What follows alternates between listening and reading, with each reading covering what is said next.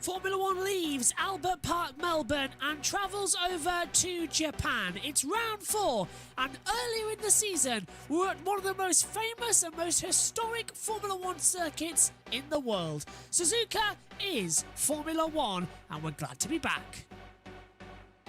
It's the 4th round of the 2024 calendar. After Verstappen dominating in Bahrain and Saudi, it now goes Australia to Sainz. Japan is here before 2 weeks we're in China. Then it's back over to Miami. The European season begins in Emilia-Romagna in mid-May, followed then by Monaco. Canada takes a brief trip over and stops the European season before Spain, Austria and Great Britain leads us to the halfway stage of the year. Hungary and Belgium take us to the summer break before the Netherlands and Italy, followed then by Azerbaijan, round out the European season. Singapore then takes us with the United States, Mexico, Sao Paulo, then Vegas before returning to the deserts with Qatar and Abu Dhabi to round out the season. Max Verstappen leads the championship by just 4 points coming into this weekend to Charles Leclerc in second. Sergio Perez is third on 46, a point back to Leclerc. Carlos Sainz, victor last time out, now moves into 40. Oscar Piastri and Lando Norris have McLaren 5-6 before George Russell puts it in 7th, ahead of the 2 Aston Martins of Fernando Alonso and Lance Stroll, and Lewis Hamilton down in 10th position, only on 8 points. Yuki Tsunoda has 11th with 6. He's tied with Oliver Behrman. Then we get Nico Hülkenberg and Kevin Magnussen on 3 and 1. Albon, Zhou, Ricciardo, Ocon, Gasly, Bottas and Sargent still no points this season. In the Constructors' Championship, Red Bull also lead the championship by just 4 points to Ferrari, 97 to 93.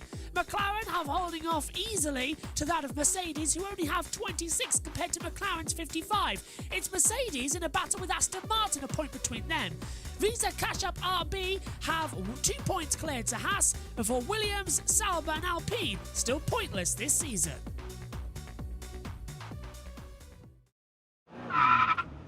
Let's take a look around the Suzuka International Race Circuit, the only figure of 8 on the Formula One calendar, 3.608 miles, a total of 18 turns, and it is flat out. Built in the 1960s, it's one of the best circuits in the world. It's important to get a good exit out of the last corner and hurtle downhill towards turn number 1. Back on the power, full throttle, see what you can get towards it as well. You can carry so much more speed in here than you first think. Literally lift and coast, gentle on the throttle, then brake down into turn 2. Turns 3, 4, 5, 6 and 7 are called the S's. You can only get these right once a weekend, Jenson Button used to say, as he navigated these back in his McLaren days. Up the hill we come then to the top of the Dunlop curve, a very fast part of the track before you head in to Degner 1 and Degner 2. Downhill braking spot, easy to get it wrong and end up in the gravel trap. Heading up towards the hairpin at turn 11, flat out from 8th gear, down into 2nd gear, hold the inside, it's slightly banked, the rear wants to step out and exit. Back on the power as you head down through the 200R at turn 12. Drop down into a double apex 13-14 left-hander called Spoon Curve. Flick the car in, first in 5th gear, then drop down 4th gear before back on the power.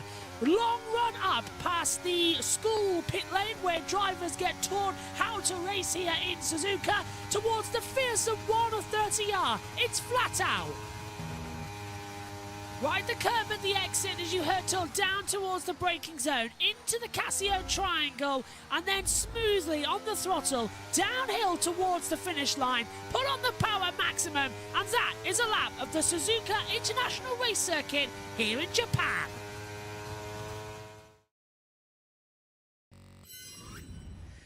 Formula Formula One makes its earliest visit ever to Japan and the Suzuka circuit. And once again, we are all set to go. It's overcast, cloudy conditions, rain expected throughout the weekend. What better place to be than Suzuka? Welcome to the cherry blossom season from the Suzuka International Race Circuit for free practice 1 of the Formula One Japanese Grand Prix. Hello everybody, welcome up to the commentary box then. Well done first of all for getting up or staying up wherever you are in the world. You really are the die-hard Formula One fans. It's the first practice session then for the Japanese Grand Prix, the earliest we've ever been to A, Japan and B, Suzuka in a Formula One season here, and it's it's early April and it's mid cherry blossom season here.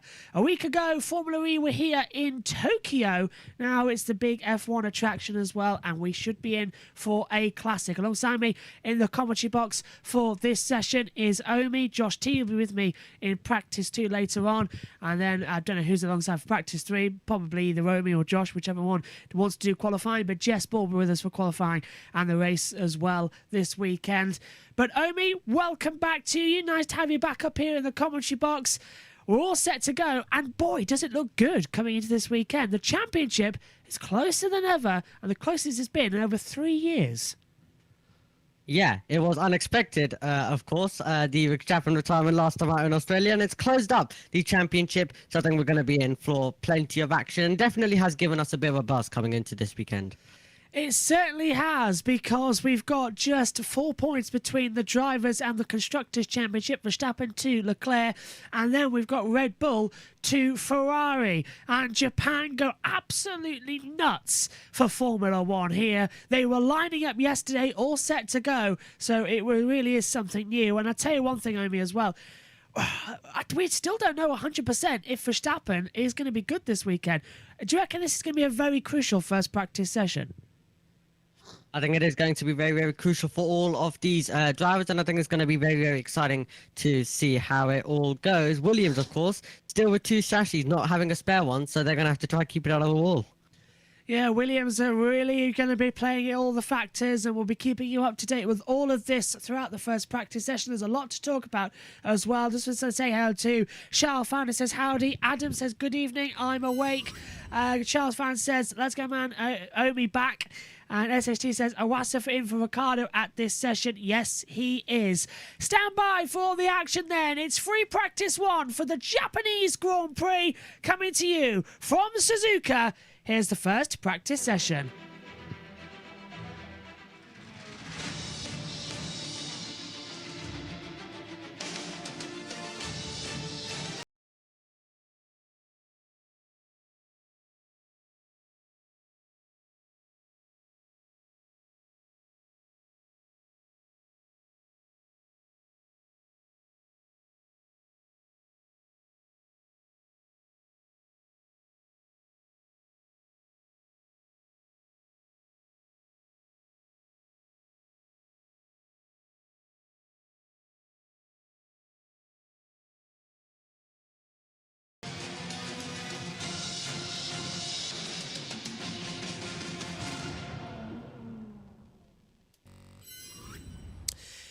Konnichiwa! Japan welcomes back Formula One for another venue. It's round 4 in 2024 and the 24 race calendar. We move away from Australia and head to Japan. For the first time since 1995 have these 2 races been back-to-back.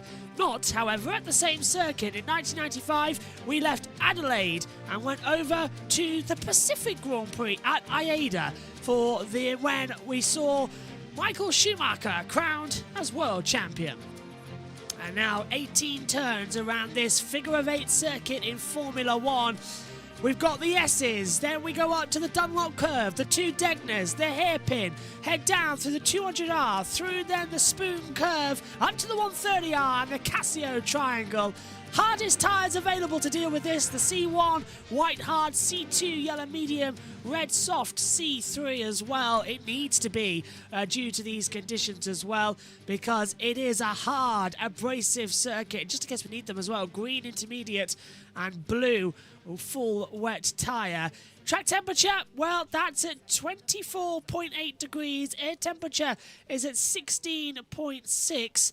And 36% humidity. No wind speed out there either at the moment, but I'm picking it up at 4.47 according to our monitors up here in the commentary box on the Delta screens. And one thing we know for sure, Omi, is that here in Japan, rain can come in any second. We're only a few minutes away from the sea here, so it filters its way in. But right now, as we take a look at the live cam that we've got at the circuit, you can see the overcast conditions, but thankfully no rain. But it is predicted this weekend. Good morning.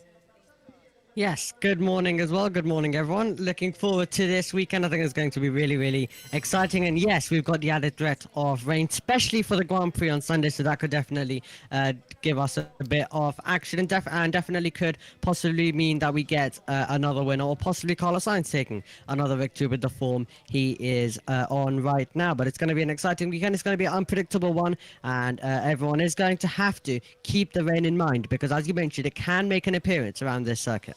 And like last time we were here in Japan, certain coincidences come their way. Red Bull were defeated in the Australian Grand Prix. Carlos Sainz took victory, but Ted Kravitz got more for us in the pits. First of all, Rachel, and hello, good morning, everybody.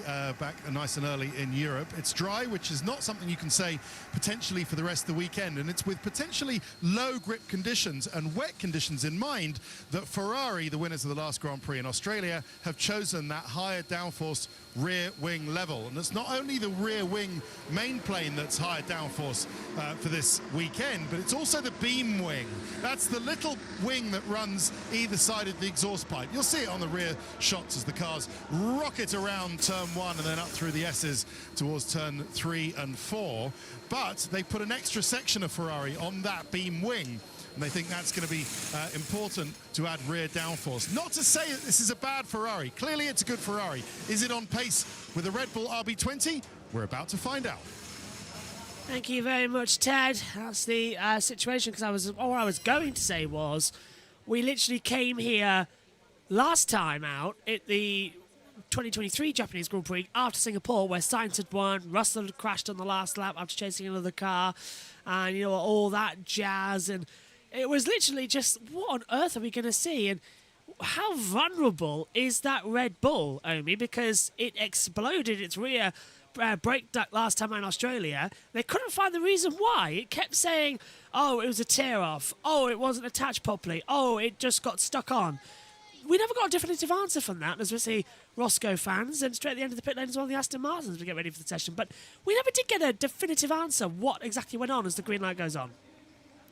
Yeah, we definitely didn't as well, and it could be, and it could happen around this circuit as well. With, of course, Verstappen being near the front of the field, if not on pole as well, then he does have a long wait time, so definitely we could see something similar again make its appearance if they haven't sorted that out, which it does appear to us that they haven't. But great to see Yuma Iwasa out there on the circuit, all Japanese lineup at the Japanese Grand Prix for FP1 only. And I am aware that some people were for headlines just saying for the whole weekend and not mentioning it was just for FP1, but Ricardo is going to be back for the rest of the weekend. Yeah, RB are taking their opportunity to get rid of one of the rookies, where you have to give your car up both seats to a rookie driver. The rookie driver is defined by someone who has not started more than 2 Grand Prix. Liam Lawson started 3 last year, so he cannot take that. And apparently, Ricardo will have a new chassis in China, but RB says we're not bringing it because of his issues. Implication is there was a new chassis being readied anyway. And one more thing coming up there on the end of this message I've just been sent through. Yes, being ready anyway, and his discomfort means it makes it sense for him to just use it, perhaps call it a happy accident. So this new chassis coming in isn't really going to be that big of a change. But yes, Yuma Iwasa, the F2 driver, is on home soil here in Japan and he is heading out onto the circuit. Makes RB the only team with 2 Japanese drivers out there at the circuit, with Iwasa running the 40, and of course Yuki Tsunoda is down in 15th place running the 22. Several drivers out there on the mediums, but we've got Verstappen, Magnussen, as well as Sainz, Leclerc and Perez running the hard compound tyre. We've got our main monitor back up here in the commentary box now, so no longer am I having to look at just half a timing screen, the driver tracker and the race control messages. I've got my proper data back now as, whoops, Esteban Ocon, and he gets taken out in the pit lane by Piastri. Dangerous, that McLaren coming out the garage. Yeah, copy that. Ocon, of course, no stranger. Last time we were commentating together, Omi, here in Japan in a practice session, he put it in the wall at the end of practice too. Yeah, he did as well, if you remember back to that. But Yuma Iwasa now, of course, last season in F2, this season now racing in Super Formula, along with also Paul Chep, who went there, who was racing in F2 last season. So for Paul Chep, it hasn't really gone his way so far in Super Formula. I saw some rumours about possibly IndyCar or one of its feeder series that he could be going to possibly.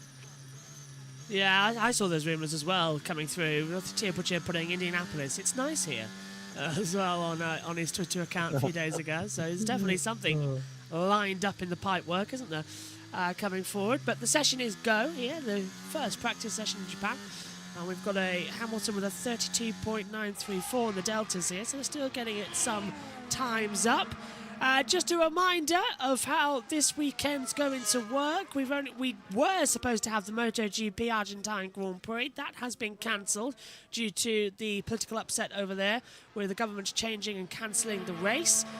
So that race not happening. So this weekend we have the Japanese Grand Prix, and then we have the NASCAR coming up as well from Martinsville on the team as well. And we'll have the commentary announcement for that throughout the weekend. We're just waiting on a few as 2 cars stationary at the Casio Triangle. That's going to be Stroll and Gasly. Well, it's actually Stroll and Wassa got in the way of Gasly there. That's not great.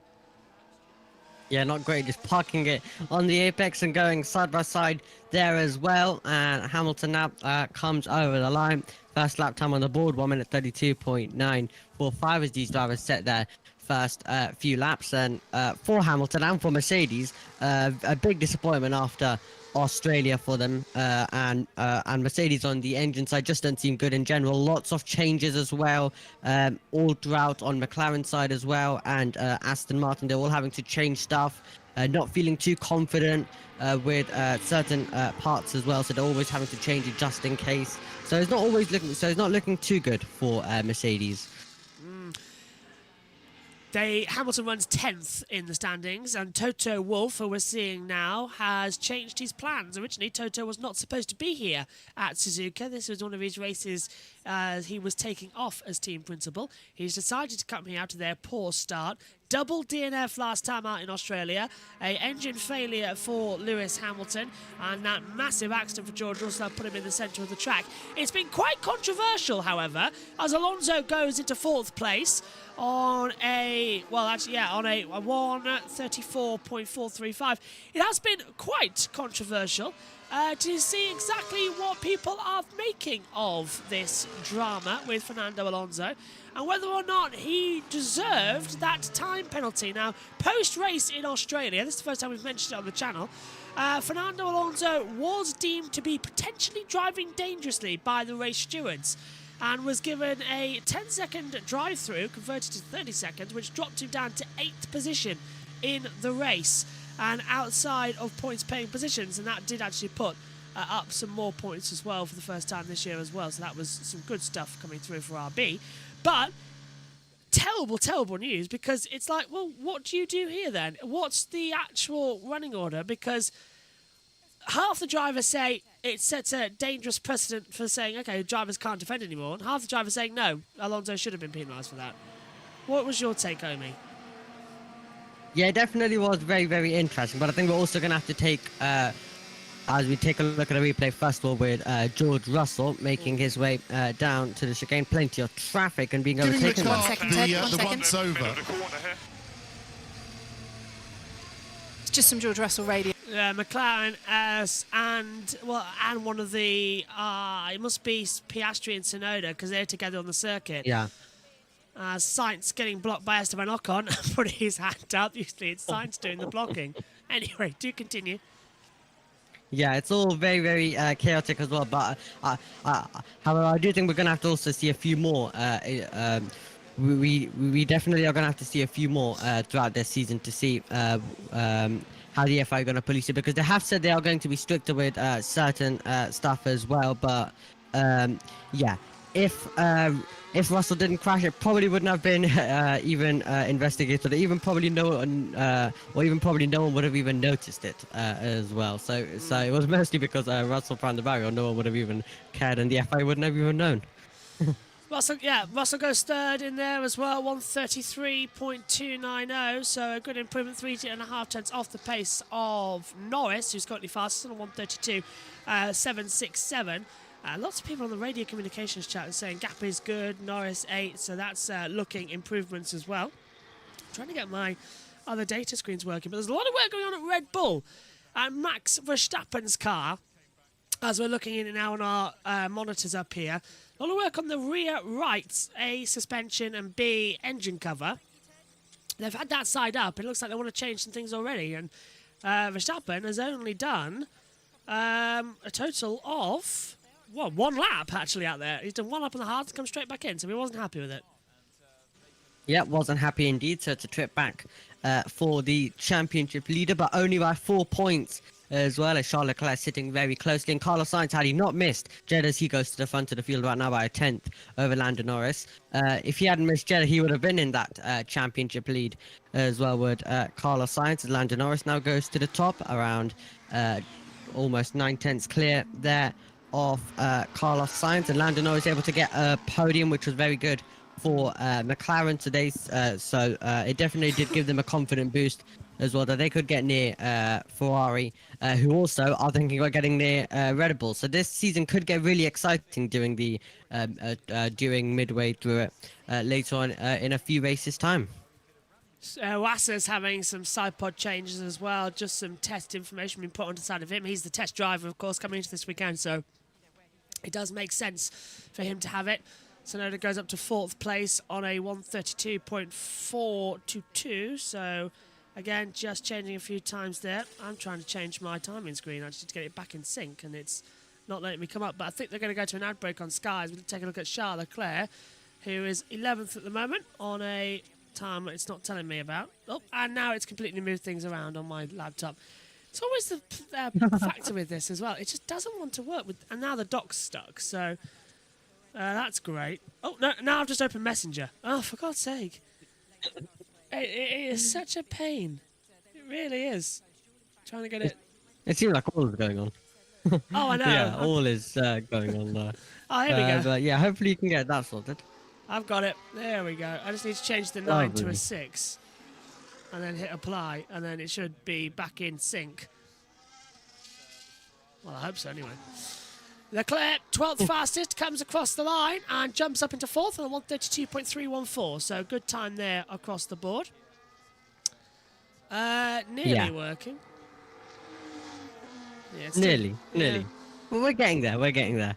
But yeah, Charles Leclerc definitely will be disappointed a tiny bit with the first few rounds. He knows the pace is there, and the one round where he screwed up qualifying, it was the one where Verstappen did retire. So definitely Charles Leclerc will be looking to return back to form this weekend.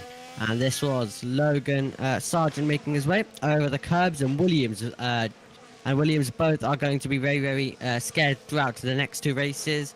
As I mentioned, they're not going to have a spare Sashi till when they get till Miami. So Albon a tiny bit less, but of course for Logan Sargent, he's just got to hope that he doesn't crash and his teammate doesn't crash either.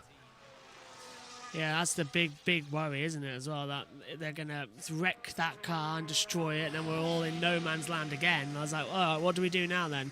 What exactly is going to be changing the difference between the two? So it's not great, and hopefully they'll adjust it as they come through. So just 2 cars go on. Yeah, the AI radio transcript's great, but it just flies by too quick. Is there a slow mode that I can turn on for it? Josh, you probably know that better. when he gets here. Probably. Yeah, you'll need to ask him in FP2 when he gets here. But Russell to third. But yeah, there is quite a lot that comes to, especially in a practice session as well, where all of the information being sent through to the drivers. Science now makes his way through as well. Yeah, because half the time it's not working, and half the time it just rockets up by 2 seconds. So it's not exactly. It's oh no, it sounds like it's a second ahead. So I think it's okay. It's just getting a little bit adjusting itself on the screen. Norris on a time of a 1:31.781. He's fastest from Perez, a 1:31.813. Russell's a 1:31.947. I love this data screen though that we've got, because finally I've got all my monitors back. So instead of having to look over here and very much into having to lean in on a small screen, I can now leave that timing screen for you at home, but still see the driver tracker and all the race control messages just below my eye.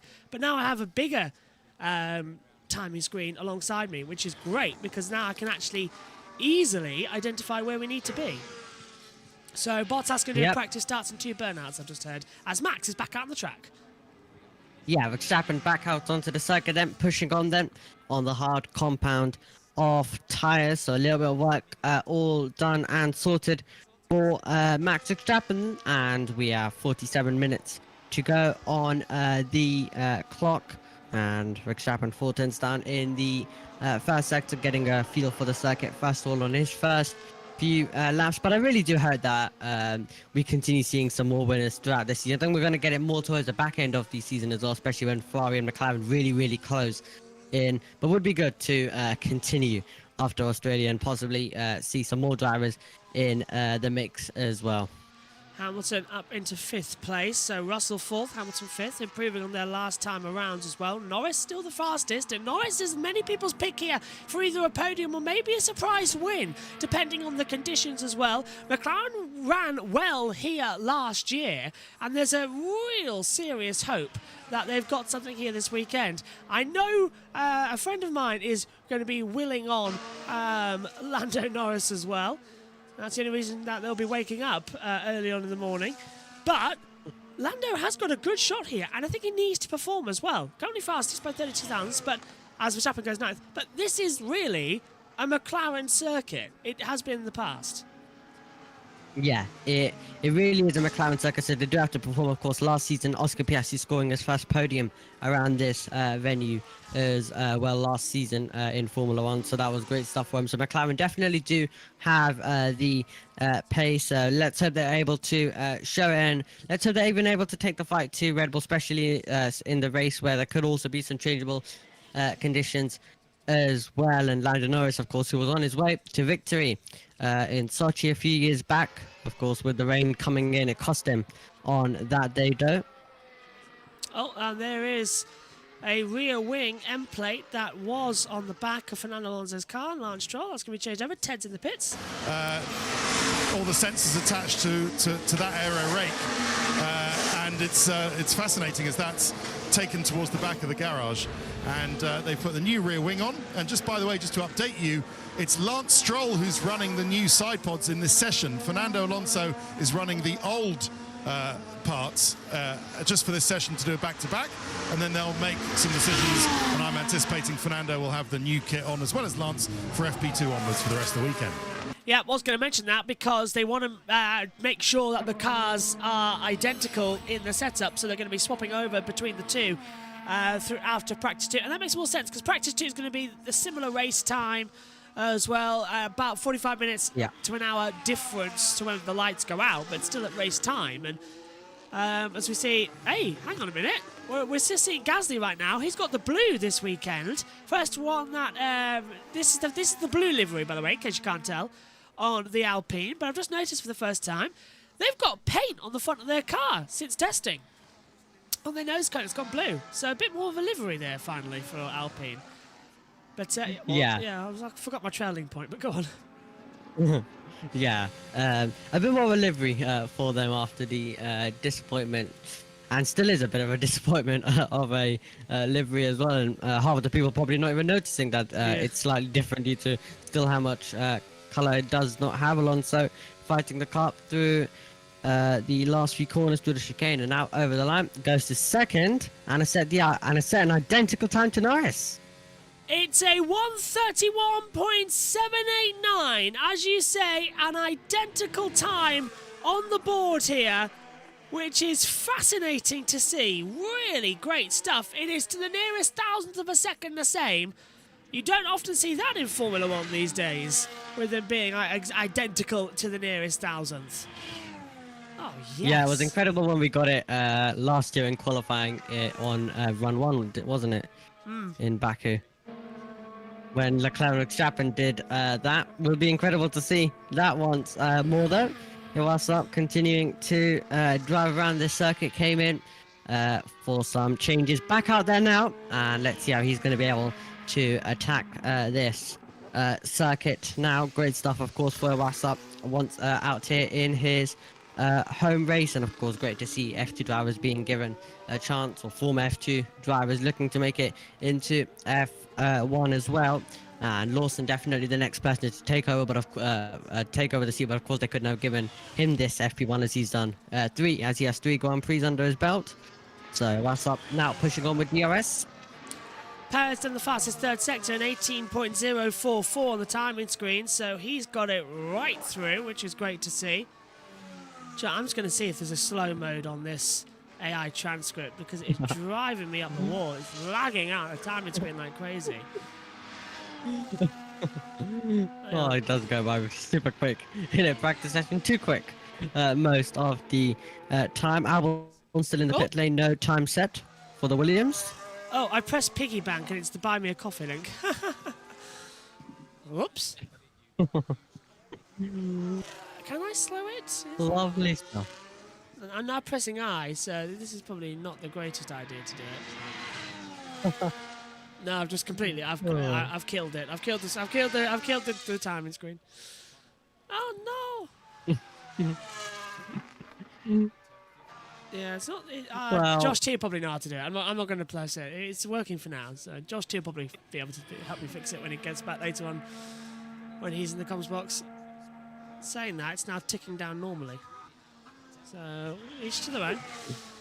But yeah, Norris still fastest out there from Alonso and Perez. Looking at the sector times, it was in fact, I can show it up on the main screen now. Actually, if you're watching on with us, the sector times 42.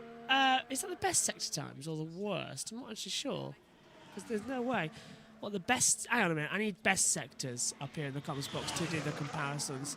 1 second, as soon as I hit the sectors tab on my laptop here, and I can tell you, because not even I'm seeing that. No, I'm not. Here we go. Oh no, it was best sector 1. So it's a 32.117 from Norris, but it was actually Alonso with a 32.084 in the first sector. Sector 2, a 41.298 for Norris, a 41.395 for Alonso. So that's where they differ in sector 2. And in sector 3, for Norris, it's an 18.332, and Alonso's a 118.142. And that put them on identical lap times between them in the commentary as well, that in the tab that we've just been seeing. So that's, again, absolutely fantastic news, as for the first time we have to do the red button. And I tell you what, Omi, yeah. it might be lovely. Yeah, that's Alex and Jolyon in the comms box. Don't know how that's happened. That's probably been there for a while, and I haven't been able to hear it in the background as we're waiting for TV pictures, because I've got to press the red button and all that lot. Press red. There we go. Loading up. Lovely stuff. Let's catch up with the YouTube chat, actually, because there's a couple of people saying, where do we get through? This track has produced championship drama, 1989-1990, Ayrton Senna from Brazil versus Alain Prost from France. SSG says, Sauber now 3 of 3 races with super long tailable pit stops. For the first time in a long while, we have a team with both Japanese drivers doing an F1 session in an actual race weekend. And Adam then says, some notable drivers who from Japan, Ukyo Katayama and Oguri Suzuki as well. Throwing that as well, Sako Yamamoto, Kazuki Nakajima, Kamui Kobayashi, and of course, a double Indy 500 winner of Takuma Sato, who is here this weekend in the RB garage. SHT then says the main thing Lando has to do is to not make a crucial mistake on his final Q3 lap that could determine the grid he'll be starting from the race. This has been a trend for Lando the past few years in qualifying. Yeah, not the greatest in qualifying. We've got a couple of bits. We've heard the Russell radio coming through, so I'm just trying to get to race control, but it's not exactly working massively, is it, up here in the comms box? There we go. Let's have it back. Yeah. Up here. There we go. On board with Max. There you go. 10th down. Yeah, I think it was Bahrain. Yeah, I think it was Bahrain where it wasn't even letting us do this, was it? When we were attempting this, and then finally it worked for Jeddah. Yeah, it's now behaving itself, thankfully. Yeah. Just takes a while to get there without when having to do it on your mobile. Verstappen goes fastest, 131.463, 3/10 ahead of Norris. So bang goes the idea that he was having problems. He's done 8 laps so far on the same set of hard compound tyres. So he's done brilliantly. 5 drivers out on the track at the moment. We've got Verstappen, Bottas, Gasly, Iwasa and Tsunoda following each other. It's a figure-of-8 circuit, remember, so the driver tracker does look a little bit weird this weekend for when they cross over. So don't be too alarmed. Where Verstappen's coming from now, he goes underneath the circuit at 9, into 10 and 11, the hairpin. And where Tsunoda's coming through at 15, that's the 130R. So him and Bottas are not crashing. It's a figure-of-8 circuit if you're new to Formula 1. And Iwasa, 2.3 seconds down at the moment there on the driver. And as you see, Bottas' onboard camera now actually coming through the 130R and up through the Degner 2. It's fantastic to actually have circuit names back, isn't it? We didn't really have those at the first 3 Grand Prix, but here we've got first curve, the S's, Dunlop, Degner 1, Degner 2, hairpin, then we're going through the 200R, then it's into Spoon, the 130R, and the Casio Triangle as well. So it's nice to have names again. Yes.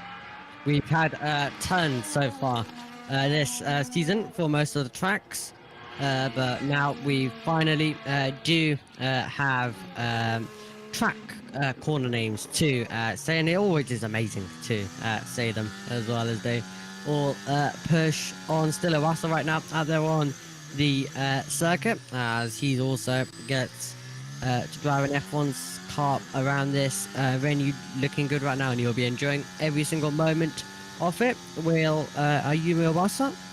Not a bad time actually as well. Yes, he's 3 seconds off the pace, but he's not that too far away from Magnussen. And 9/10 in his first run, and they are running different setups in that RB car to use him as a test session, use him as a test basis, and it's coming along quite well actually for Iwasa. Bottas is into the S's section at the moment. Now he's up towards Degner. Let's follow in Iwasa's lap time because Sky have come back, so we'll follow this before we dip back to the world feed. And coming across the line now for Iwasa, does he improve up? It's a 134.530, so it does improve on some delta times as well, which is what we always like to see. And here he is actually into that braking zone for the Casio Triangle, taking it nice and smooth. He's on a set of medium compound tyres. He's done 4 laps on those. Oh, and there's the Ferrari with some damage at the front. Just a bit of a speck at the front. Yeah, absolutely as well. SHT saying Chinese GP back in 2 weeks, and it's the first sprint race as well of the season. It is indeed, so that will be really exciting. A very early sprint race because, of course, they've changed around how all of that works. You have sprint qualifying now on the Friday, then you have for the and then, of course, you have the sprint taking place on Saturday morning, and then main qualifying on its normal slot as per usual, and then, of course, the Grand Prix also with its normal slot. It's going to be a problem this year when the sprint races and MotoGP clash, because I can't get out of doing, it's a practice or quali, it's a race, so I've got to do it. And it's going to be like, oh, great, Megan, off you go, do MotoGP. And, it's going to be a bit of an issue, but we will... I've just thought of something. Okay, gotta get outside. What? Megan's not here next weekend for the America's Grand Prix, and I might have needed cover for practice, the 60-minute session. So that could be something to keep an eye on. Yeah, didn't think of that. So, I'll just have to change some plans. Hopefully, we're working on getting a special guest in the commentary box for the America's Grand Prix. I am working on it.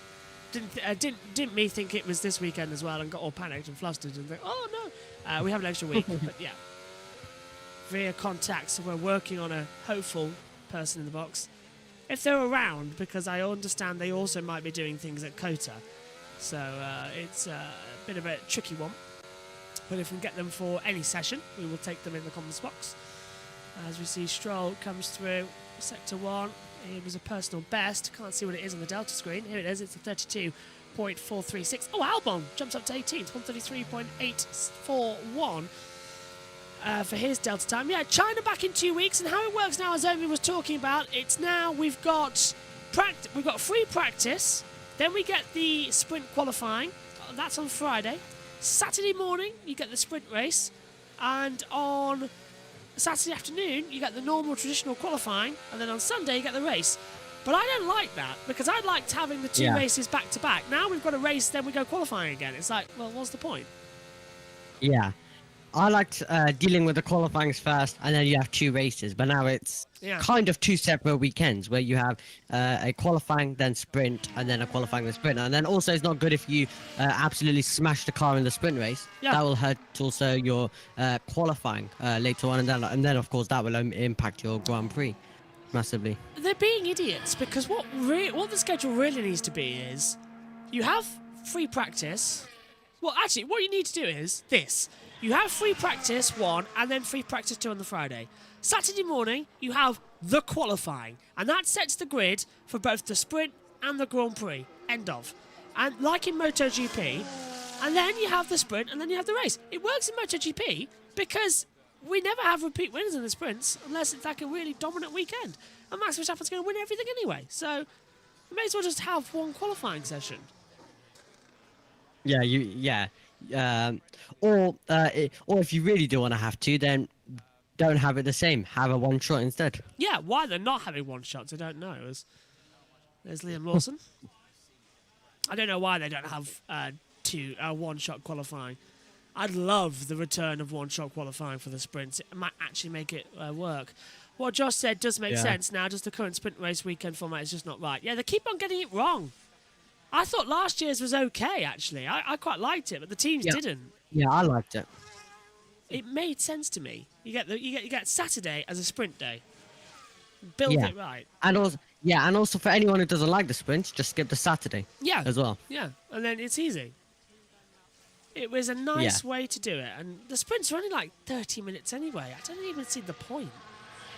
I really don't. Although it's just racing these days, but yeah. Liberty Media might, I don't know what they'll do with the sprint races in MotoGP, because I think with MotoGP, the sprint races sort of work. They've sort of nailed them down quite well, because I hope they don't change it, because it seems to be working for that series. All they need to change about that weekend, really, is the amount of practice time they get, because it's too much. Yeah, they do get quite a bit of practice, don't they? It's more practice than racing. And that's what I want. Practice 1. You get free practice 1, and that is 45 minutes. Then you get practice, which is an hour. Then yellow flag. Sergeant. Oh no! And it's at the top of Degner, and into Dunlop, and it's in. Oh, he spun it, and he has touched the wall. He's damaged the front wing. Will this throw a red? It will throw a red flag, because we've got debris in the track, and it is a red flag situation, and the session is now suspended. And I'm okay, says Sargent, but he's lost it at the top of the hill, coming through the Dunlop curve, and he's hit the barrier at the top there, where, unfortunately, it's a bit familiar for us from 10 years ago. But Sargent will get out of the car, and that's not what they needed. At least the chassis is not damaged, but he's racing the repaired chassis of Albon, because they haven't had time to swap Albon's car back to Sargent's. So he's in the car that Albon knackered. Yeah, absolutely. But this is such a disappointment for Williams, and definitely not going to do any Logan Sargent's confidence any good, of course, already being hurt from what took place last week after the team basically saying we don't really trust you, and that's disappointment for Williams. and they cannot be having moments like that, especially in these two races here around Japan and China. Hopefully, we'll get a replay and see if it is how big of a hit, and also was there anything else involved in that one? Was there a little bit of a bigger impact, or was it just a bit of the front wing getting impacted there? But just he'll be disappointed with that. So will Williams. I think Ted's down there. Ready to go, so the drivers know this. Actually, Logan Sargent was having a more straightforward session up to this point than Alex Albon. Albon's only done 7 laps, and only a few of them. Oh. That's a big hit, Omi. That's a massive hit. Yeah, that is definitely a massive hit for him. So it's not just one of those small ones. Oh, front and back as well hit as well there. So as I mentioned, it didn't look too big, but when we do look at the replays, it could be bigger, and it has, and it is. So he just got on the grass, and then of course was a passenger, high speed, hits the front, hits the back, and yeah, that's a big hit for him. Okay. I'm sorry, man. Yeah, I'm okay. Yeah, I think luck. Yeah, huge hit into the wall. It bounced through the gravel. It got caught on the curb, and then got caught on the grass, and then it's like a magnet, bounced into the gravel trap. He jumps into the tyre wall, and that spins him around front and back. I'd be very surprised if there's not a bit more damage there, because it's done the back of the chassis as well. So that car's only just been repaired. That, ironically, could put Sargent out of the weekend. I hate to say it, but if that's damaged more of it, that could put him out. Yeah. It could mean that once again that he could be out of the weekend as well, and then if Albon crashes later on, let's say FP2 or FP3, then he could also be out, and Williams could not be here at all. And it really is such a disappointment for Williams, who are on such a high. I think everyone really liked them, and then in about 2 weeks, it's all changed very quickly, especially with all of the Sargent Albon situation.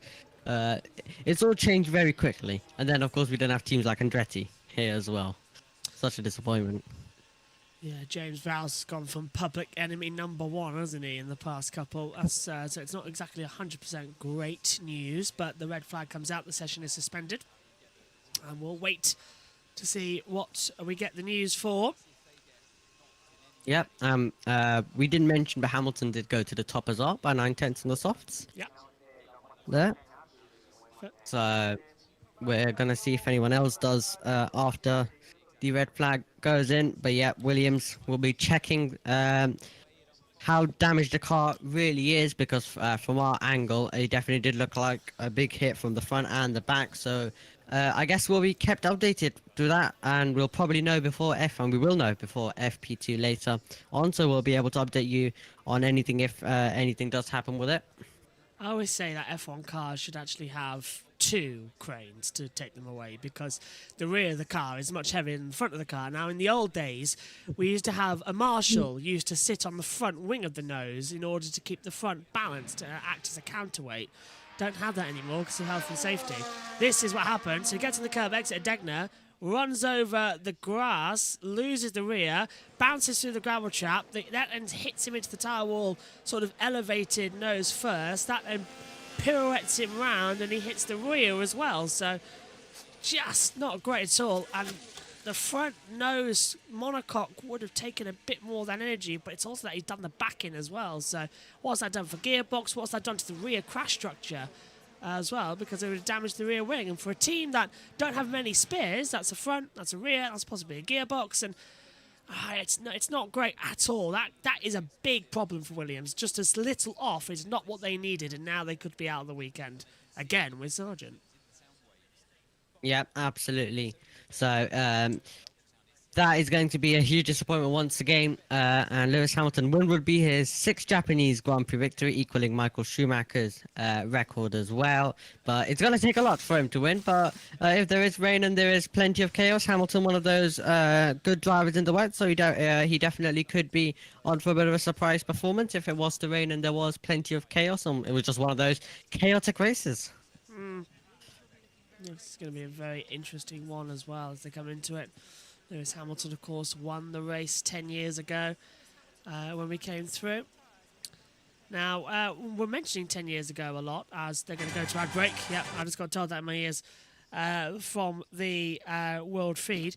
Now, of course, we're mentioning 10 years ago because it's not the weekend, obviously, or the time of year, because we've changed when Japan is in the schedule, but it is 10 years this year since we lost Gilles Bianchi at the race here in Japan in monsoon conditions when he went off the track and tragically hit the recovery vehicle as well. And we all know the story. He was in a coma and passed away in 2015. But everybody here this weekend very much thinking of him. And I remember commentating on that race actually as well. It was a weird feeling, that one.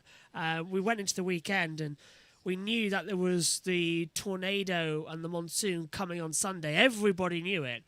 And it was an eerie feeling waking up for that race.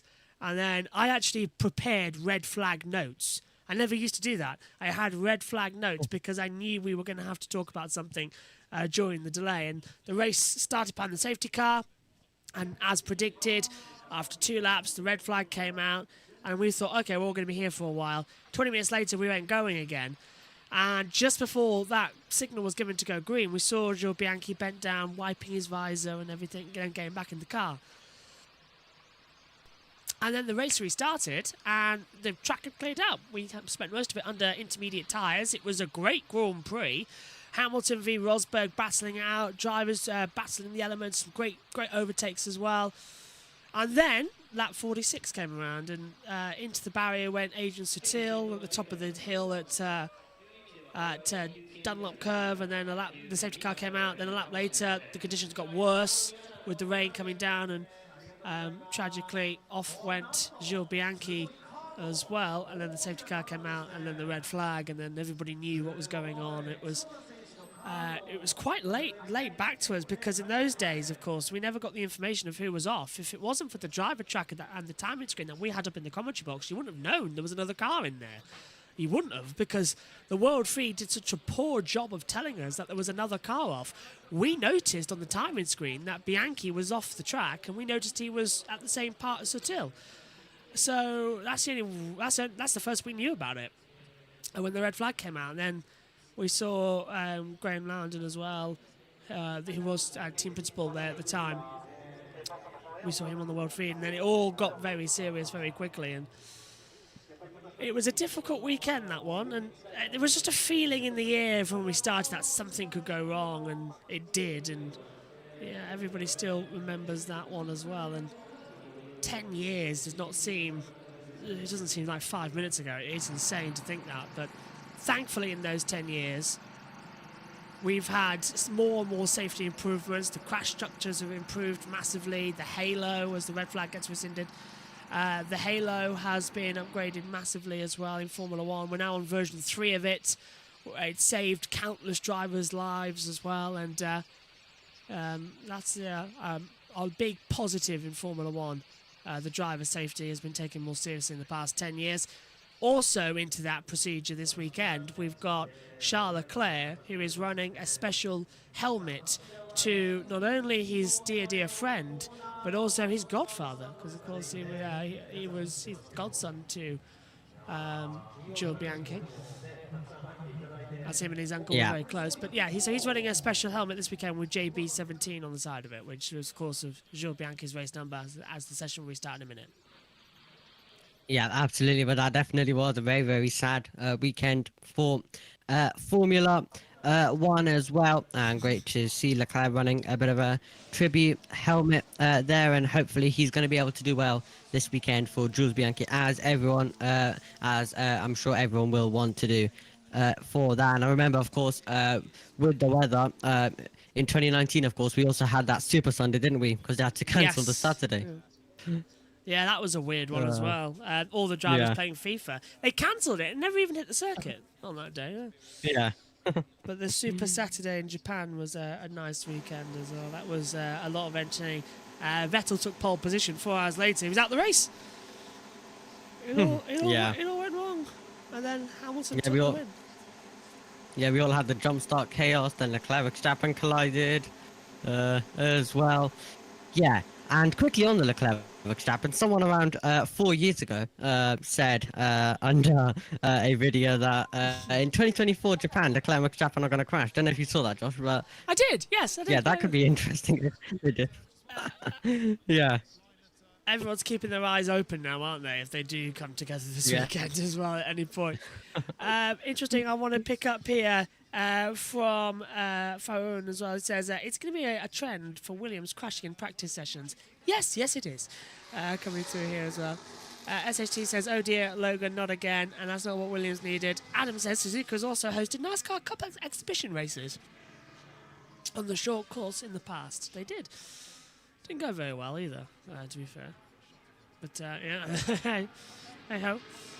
Keep saying we should bring IndyCar here. That would be insane to have the IndyCars here. They used to be in Japan, of course. We used to ring at the Twin Ring Motegi circuit on the Oval.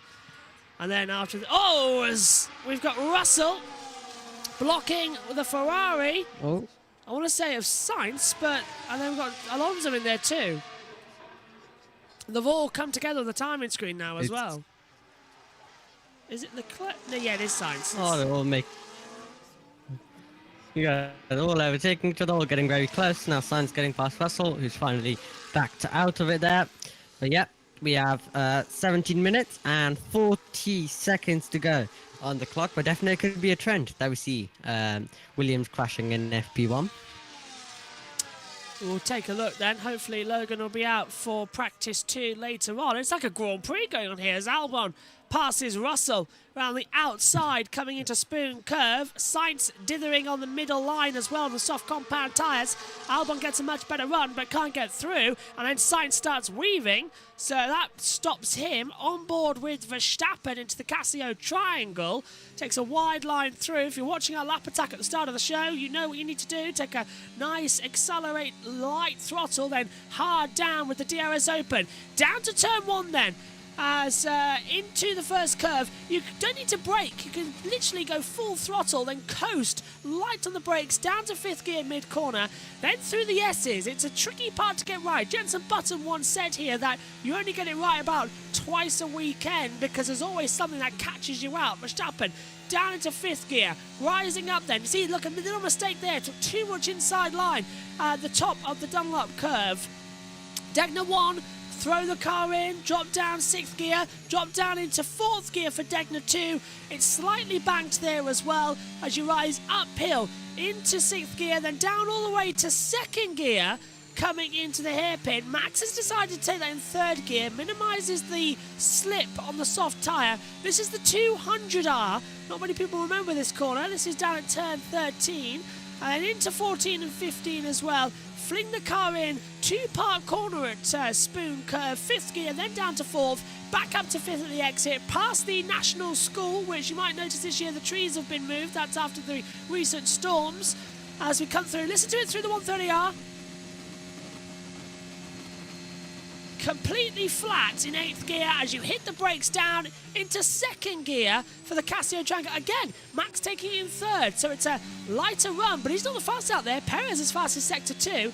Verstappen across the line goes fastest on a 130.056, 4/10 faster than Hamilton on the soft tyres, and he gets a strip out that somebody's caught up as well. Megan will be doing a nutting about those, as Perez does a 130.237. Actually, Megan's really annoyed after the Australian Grand Prix when they got stuck in 4 drivers' brake ducts. So, yeah, she's on a bit of a mission here. As we had a black and white flag for Hulkenberg for failing to follow race director's instructions, crossing the line at pit exit. Sainz goes 3rd.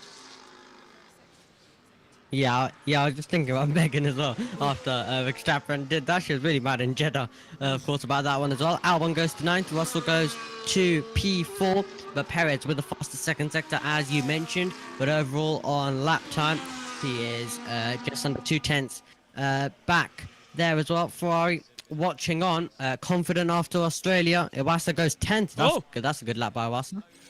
And Sonoda immediately goes 7th. I was like, yay! 131.230 for Sonoda, and Iwasa 132.103. Not too bad, actually. 8/10 between them at the moment. Here's Leclerc. He's gone, hang on a minute. That's incorrect timings. Piastri 7th, Norris 9th, Leclerc 10th. Leclerc comes across the line to start the lap, to finish it, and he goes up into 6th place as well. I've just heard Alex Jakes over the background of my ears in the commentary box, so that's an interesting thing. As Norris comes across, he's P10 at the moment. I don't think he's going to improve, actually. It doesn't. Yeah, he's too far down. Yeah. A good lap there by Iwasa there. Less than a tenth back on, just over a tenth back on Hulkenberg, and then close to Albon as well. So good stuff there by Iwasa. We actually will watch Hulkenberg. This is probably why he's got the black and white flag. Let's see. At the end of the pit lane, we're expecting him to cross the white line. He gets very close to hitting the back of the Visa Cash RB car there. That's Sonoda. Well, to be fair, it's dangerous what Sonoda's doing because you're supposed to accept. You can't do that in the slow lane. Yeah. Did it cause him wing damage? Oh, there's a GoPro on the front of the car. On the camera, there's a GoPro looking at us. That'll be a thermal cam. Test looking at the brakes and that lot. Interesting. There's Ocon. A bit more paint this weekend on the Alpine. The slowest and worst car on the grid at the moment is the Alpine. Yep, and most people expected it to be Haas, but they managed to get double points last time out. Yeah, thanks to Alonso getting kicked out. Right, looking at that, Omi, I'm going to say that Hulkenberg was fine. Because that's actually Sonoda who deserves a bit of a slap on the wrist there, because you're not allowed to go that slowly at pit exit. It's actually impeding. Yeah, and Hulkenberg wanting to get on with it as well, and I don't think he would have minded the black and white flag at all. He really just wanted to get on with it and didn't want to wait around. He wanted to go and attack the Suzuka circuit. Ocon currently making his way through in P19. Alpine still, though, looking to try and improve this season. He comes over the line, goes 14th ahead of his teammate Gasly. Immediately on the helmet cam. That was a fact. Oh, you're not allowed to drift into the pit lane exit line as well. But it's a short track here for Esteban. What's he done through Spoon? Has he caught the exit curve? Yeah, over it and jumps up some sparks. That's not too bad. I thought he was going to hit the dust. Adds at the exit there as well. Into the Casio triangle. He really throws it in on the inside line and keeps it together nicely. So not a bad lap time there at all. Here's Sergio Perez at the hairpin then. Coming through at the exit. Now Perez is the fastest in the medium speed corners, but Verstappen has the advantage by over a tenth. Much faster in the straights, it seems. Well, let's have a listen to Bradley Lord, the Mercedes comms director. He's with Rachel. Welcome along, but could we get a quick line on just the status with Lewis's engine from the Australian Grand Prix and that unfortunate DNF? Yeah, good afternoon. Status on the engine is out of the pool. We had a pretty sudden bottom end failure in that engine that we've having taken it back to the factory after Melbourne and traced it back to a quality process problem rather than a design issue. So, but the status of it is that it's out of the pool, and he's on his second power unit of the season for this weekend and then going forward. Hi Bradley, it's Ant here. Just looking at the performance, you mentioned performance for this particular track. Looks pretty decent so far, a bit of a boost in performance compared to the cars around you and compared to that of Melbourne. So what are the drivers saying at this point in terms of the balance and the grip of the car? Yeah, I mean, their first comments coming back in after that initial run was it's night and day better than it was here last year, which is only 6 months ago, obviously, with the calendar change. So that's really encouraging to hear. Equally, we've seen these flashes of performance with this car so far in practice sessions, and obviously that's not the moment that it counts. So we're working through the sort of experiments and the test items that we've got to try and better balance the front and the rear axles and make sure we're not overstressing the rear tyres, which I think has been one of our big limitations so far. And we're working through that, but so far they're both pretty happy with the balance. Lewis is out there on a long run now. George will be off to do the same quite shortly, and we'll see what that data gives us and see how tyres and car balance are performing over with a bit of fuel in the car compared to running the shorter runs early in the session. Hi Bradley, it's Bernie. Just a quick one. You mentioned the tyres there. Obviously you've got going for a different allocation at this stage relative to the Red Bull and Ferrari both having used a hard tyre in this session versus your medium. Are you holding on to that for the rest of the weekend? I guess you can't tell us at this stage, but what's your sort of thought process there? Are you worried about the differences? Not too worried about the differences. We saw the same pattern last year, actually. We had the test tyre here in FP1 as well, but they ran a hard where I think we took 2 mediums, if memory serves. So you do see slight variations at this time of year, as you know probably a lot better than me, Bernie. And we'll see how it evens out across the weekend. But these things do have a habit of converging as we go through. There's a bit of rain in the forecast as well, so we're keen to get a long run in this session, both for the test work, but also just in case the later parts of FP2 are disrupted this afternoon. So let's see how it converges as the weekend proceeds. Bradley, I just want to ask, we saw a shot of Toto there alongside you in the garage a little earlier on in this session. He has come to the race this weekend but wasn't planning to originally. That's just help the team, support the team, motivate? Yeah, precisely. Just plans changed, and after the tricky start we've had to the season, he wanted to be here and be on site and be able to make his contribution as directly as possible. So it's surprising how much attention it garners, whether he's here or not. But I guess that's a compliment in a way. And yeah, no, great to have him here, and he's full of beans sitting next to me at the moment. Great stuff. Thank you very much, Bradley, for the moment. We'll talk to you again across the weekend as we see a lock-up from Sergio Perez. Interesting. Yep, Checo locking up there down at the hairpin and just making sure he gets it back in all right. And I'll tell you what, Omi, as well, it's going to be a bit of an alarm for him because it's a Red Bull 1-2, but Sainz is chopping down at the heels. He's 32 thousandths off of Perez's time, so Ferrari's still involved here. They're not going to let this one go. And Sainz, to me, at the moment, bit of a better driver than Leclerc's been. In fact, who's won a race in the past 2 seasons? And who's the only man to defeat Red Bull? Oh yeah, it's Carlos Sainz, the driver they've just fired. I don't know if they've made the right decision here compared to Leclerc. Absolutely, as well. Sainz looking really, really good right now as well. But it does really, it really does, however, depend at the same time. Sometimes Leclerc can have the better overall pace, but then Sainz can be a bit more consistent. So it really does depend from time to time as more tear-offs being thrown onto the circuit there by Carlos Sainz. Megan's going to fly over to Japan in a minute and get one of those video game mallets and just start whacking the drivers on the head like whack-a-mole. She's not with us this weekend, Megan. This is one of the weekends she takes off from Japan. She'll be back with us in China in 2 weeks' time for just the sprint race and the main Grand Prix in 2 weeks as well. Mainly because it's a sprint race, but also it's my birthday on the Sunday, so she hasn't got a choice. Ha ha ha ha ha. Yeah, then she'll be back with. Then I think. No, she's with us in Miami, and then I think she takes Imola off, if I'm not mistaken. And then what does she do in Imola? And then she takes a couple more off. Yeah. Oh, she's in Monaco. She does Monaco, yeah. I think she'll do Indy 500 as well. I think after that, we don't see her that much until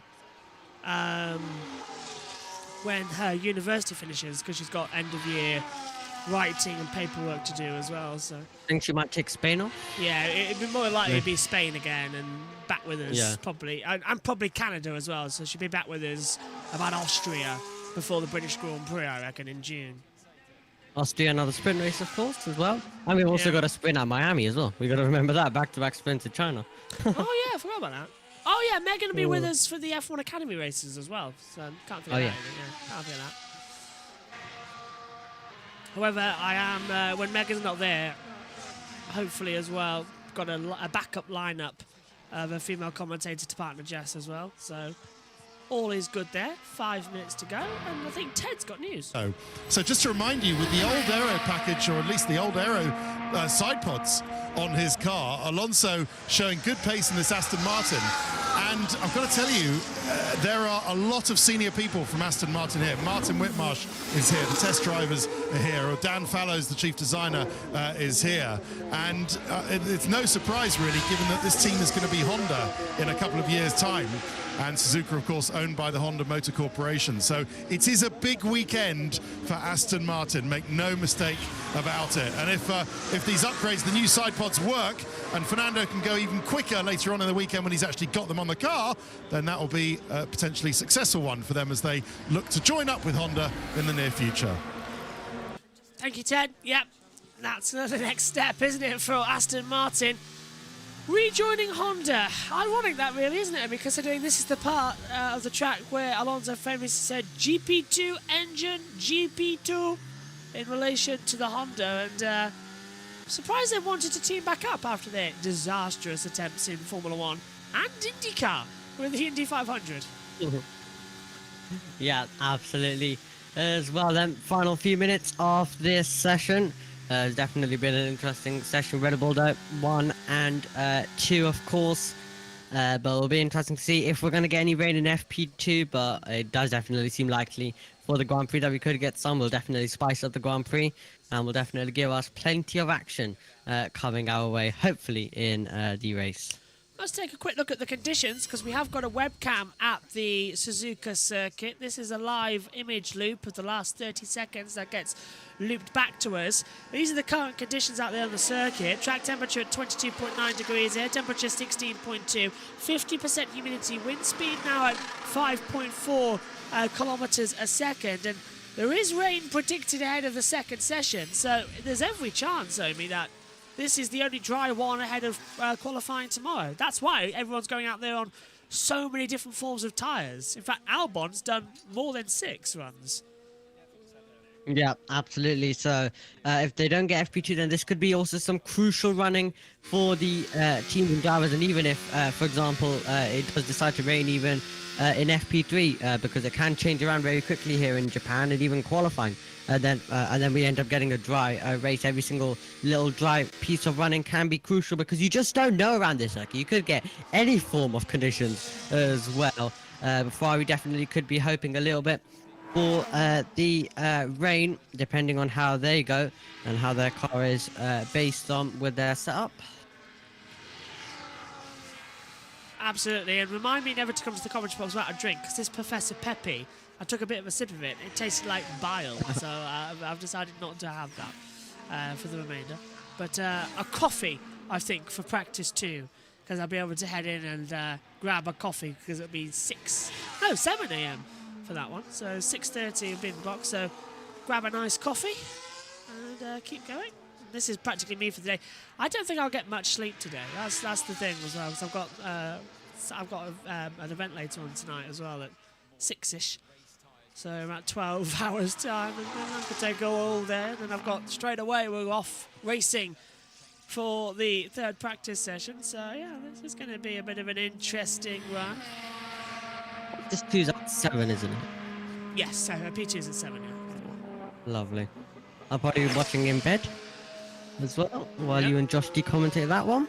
Yeah, looking forward to it. Yeah, it's nice how we've split it this weekend. So I don't know what practice 3 is going to be like. Maybe you'll all turn up for that one. Oh, Leclerc, big twitch out the last corner. But yeah, qualifying, all I know for qualifying the race is that Jess will be with us in the comms box for qualifying in the races. She wasn't going to do Japan, but she's not going to be with us in China. So she's decided to join us for the Japanese Grand Prix weekend, which absolutely we'll take, because otherwise we won't hear from Jess until Miami, when she joins us for the F1 Academy races as well.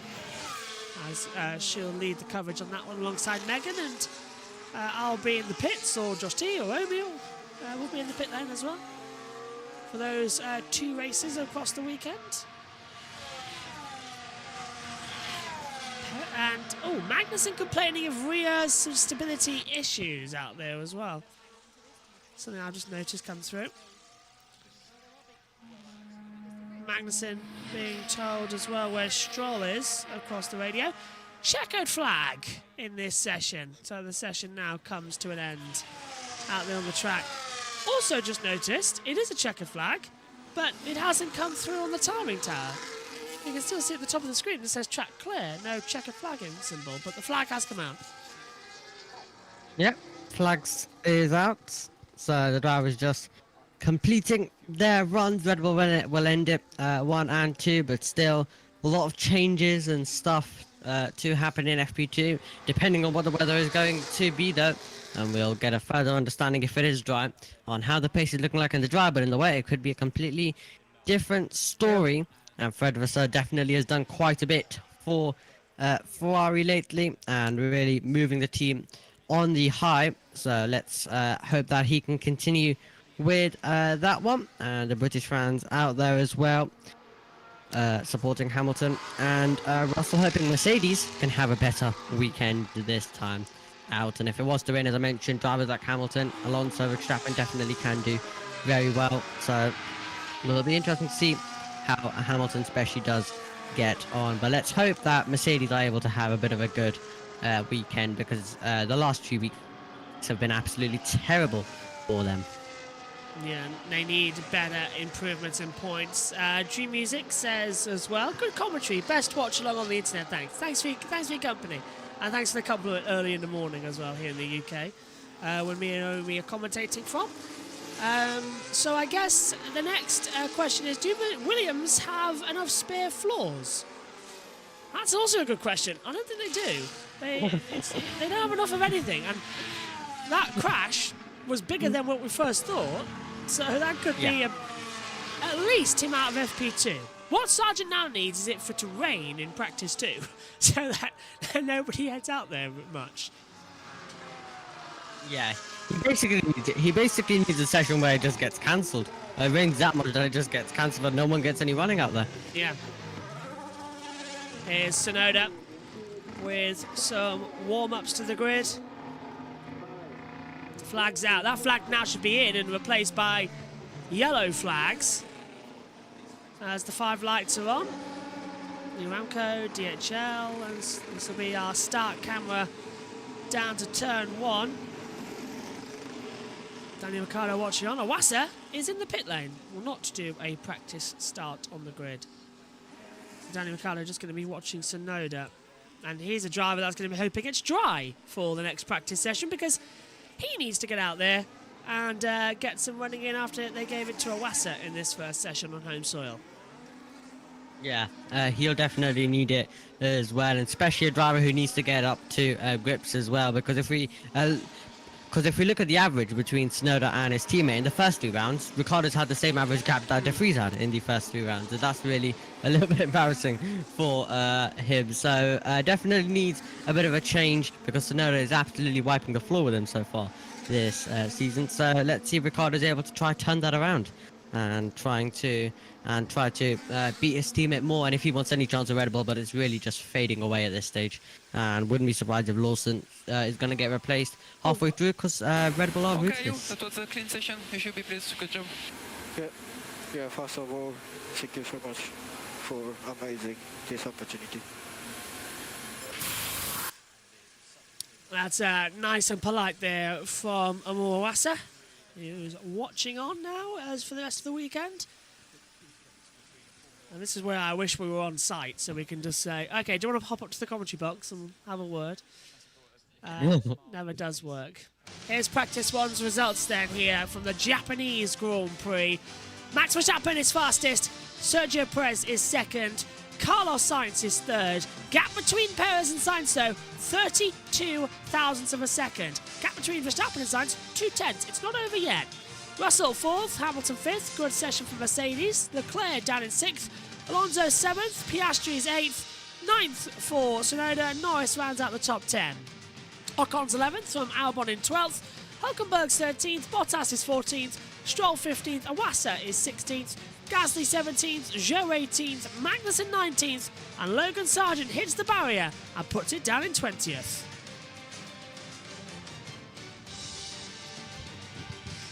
So the first practice session complete then here for the 2024 Japanese Grand Prix. The cars just making their way back into the pit lane then as well.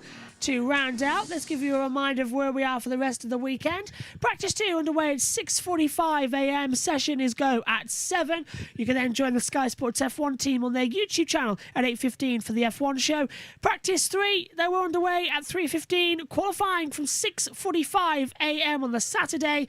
And then on Sunday, you can join us from 5 a.m. for Lights Out, and 6 a.m. is when the race begins here. A full hour's build-up this weekend after having 45 minutes back in Australia, as we learnt the new signal. First session complete then here for the Japanese Grand Prix, and it's a Red Bull 1-2 on Honda's home soil.